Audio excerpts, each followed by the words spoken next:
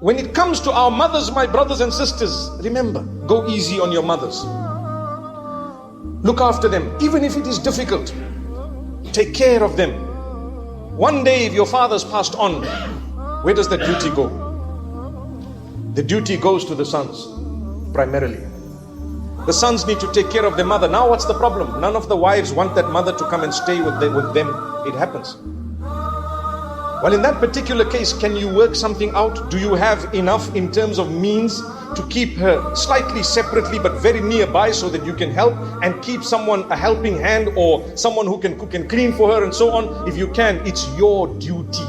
Never mind what the rest of your nuclear family says. That is your mother.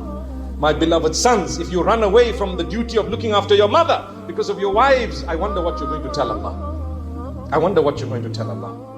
When Allah says, but I chose her to be your mother. You didn't choose her. I knew what was going to happen. Part of your challenge. Navigate through it. No problem. Pray every day. Cry to Allah. Oh Allah, help me. Open my doors. Talk to your mom. Say, look, you know what? Make it easy for me. Please go easy on my wife so that at least they feel like talking to you. At least they feel like communicating with you. How you're operating, they wouldn't even like to see you. You're making it hard for me. So go and talk to her in a respectful way. But solve your problem. Come on. You know, astaghfirullah, sorry to give you such a haram example, but when youngsters are dating, they go out of their way to convince this girl that they are the right person for them to date. And they say whatever needs to be heard to make sure they get her to where they want her to be. You want to marry someone, you go out of your way to convince. For a haram, you want to go and lie and deceive and cheat to get something exactly where you want. Don't come and tell me you don't have enough brains for the halal to come and convince regarding your own mother and your wife. You have to apply your brains and you have to ask Allah's help and go for it. But you have to look after your mother, come what may.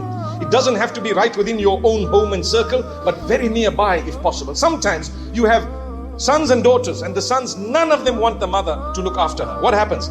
Well then, the husbands of the daughters, although it is not their primary duty, but if you love your wife enough and you really want Jannah, your duty is to look after widows and orphans that are random, not even related to you. Imagine what reward you're going to get to look after a widow who's actually related to the love of your life. Allah.